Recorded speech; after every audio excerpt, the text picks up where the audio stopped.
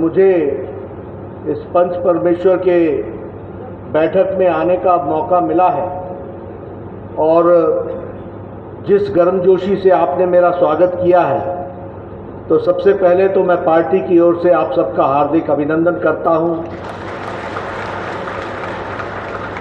धन्यवाद देता हूं और आपको साधुवाद भी देता हूं कि भारतीय जनता पार्टी के प्रतिनिधि के रूप में आप चुने हुए प्रतिनिधि समाज की सेवा कर रहे हैं। मित्रों, जो घटनाएं घट जाती हैं उन घटनाओं के महत्व को हम समझ नहीं पाते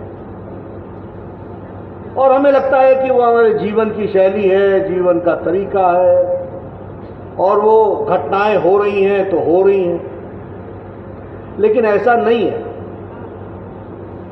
इन घटनाओं के पीछे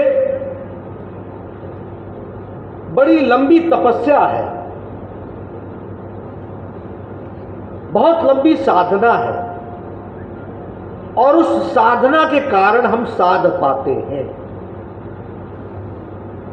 अभी हमारे मीडिया वाले यहां बैठे हैं, मैं मीडिया वालों से जानना चाहूंगा, ये तस्वीर खींच लीजिए, बाद में सबके इंटरव्यू ले लीजिए।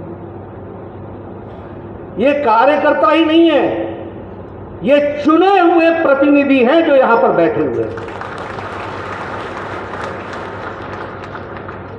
कोई राजनीतिक दल ऐसी बैठक कर सकता है क्या?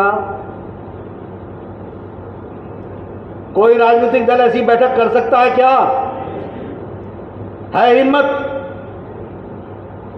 कल मैं गुवाहाटी में था, वहां कार्यकर्ता विराट सम्मेलन था। कौन बुलाए गए थे? बूथ के अध्यक्ष। संख्या कितनी थी? 55,000, 55,000।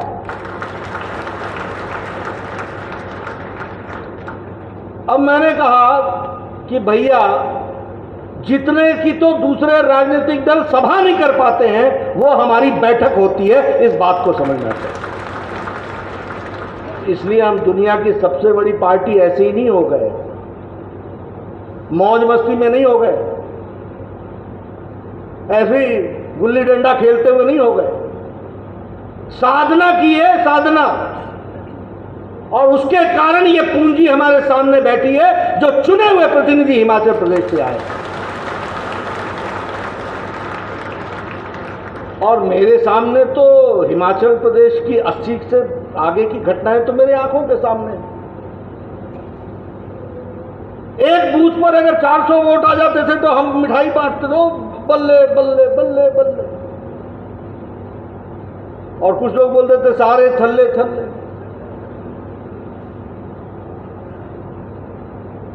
धरना देना होता था, धरना, तो वही 50 लोग डीसी ऑफिस में भी, एसडीएम ऑफिस में भी वही 50 लोग, जिला परिषद में भी वही 50 लोग। अब मैं ये सारी घटनाएं आपको क्यों बता रहा हूं? इसलिए बता रहा हूं कि आज जो आप आके कुर्सी पर बैठ गए हैं, ये ऐसे ही नहीं घटा है, लंबी साधना लोगों ने की है। किस कारण से हम कुर्सी पर बैठे, ये हमको समझना चाहिए। जो लोग राजनीति का महत्व तो नहीं समझ पाते ना, उनके साथ सत्ता, और सत्ता का अर्थ है दुर्गा, मां दुर्गा और लक्ष्मी, ये नहीं टिकती। इसको टिकाने के लिए अपने में टिकने की ताकत होनी चाहिए।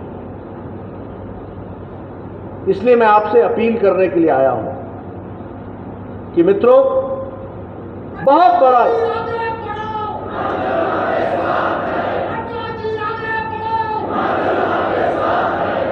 बड़ा आपके द्वारा योगदान होने की बात है और उस योगदान को करने में आप सब लोग सक्षम हैं, उसको आप सब ने करना है।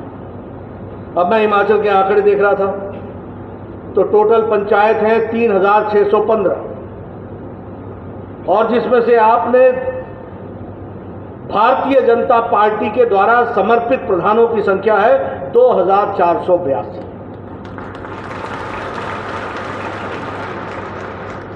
हमारे उप प्रधानों की संख्या है 2,406।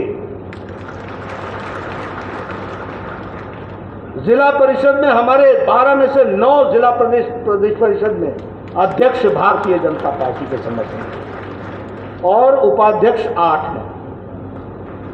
अब ये संख्या ऐसी ही नहीं आ गई है, ये हमारी पूंजी है जिसको हमको समझना होगा। नगर समिति, हमारे पंचायत समिति 81 है, जिसमें से 67 में हम जीत करके आए हैं, प्रेसिडेंट बने हैं, और हम 65 में वाइस प्रेसिडेंट बने हैं। नगर परिषद में 27 में हम 19 में हम अध्यक्ष हैं और 18 में हम वाइस प्रेसिडेंट हैं, और नगर निगम में 5 में से 3 पर हम विराजमान हैं। ये हमारे चुने हुए प्रतिनिधि की तस्वीर मैंने आपके सामने बताई। बताइए, ऐसी किसी भी राजनीतिक दल की यहां पर है ताकत? हाँ या ना? बड़े ढीले बोलते हो यार, हरा के भी आते हो तब भी नहीं बोलते हो।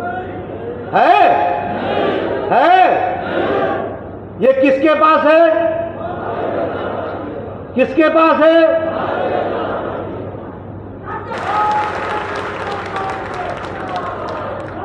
कमजोर दिलों को कमजोरी की जगह पर हथौड़ा मारा जाता है, और राजनीति में कमजोर दिल वालों का काम नहीं है। यहां अडिग रहना पड़ता है, कोई माने न माने मैं तेरा मेहमान, चल खेल के दिखाते थे। इसलिए मित्रों, मैं आपसे एक और निवेदन करना चाहता हूं। आपका जमीन पर संपर्क में आप उन सब लोगों को जोड़ो जो समाज में प्रभावी भूमिका अदा करें। वो हमारे साथ होने चाहिए, और हो भी क्यों ना हो। कोई वकील है, कोई डॉक्टर है, कोई इंजीनियर है, कोई लेखक है, कोई कवि है, वो आखिर हमसे बाहर क्यों हो?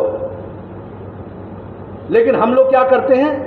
हम लोग उनसे संपर्क नहीं करते। समाज में आप ही नहीं हो, बहुत से लोग आपकी तरह काम कर रहे हैं, उनको जोड़ना हमारा काम है। इसलिए चुने हुए प्रतिनिधियों को मैं एक बात कहता हूं, आपकी इज्जत भी इसी में है अगर आप अपने मोहल्ले और इलाके में इज्जतदार लोगों को अपने साथ जोड़ोगे। लेकिन मैं आपसे ये जरूर कहूंगा कि आपको 3 आंकड़े याद होने चाहिए।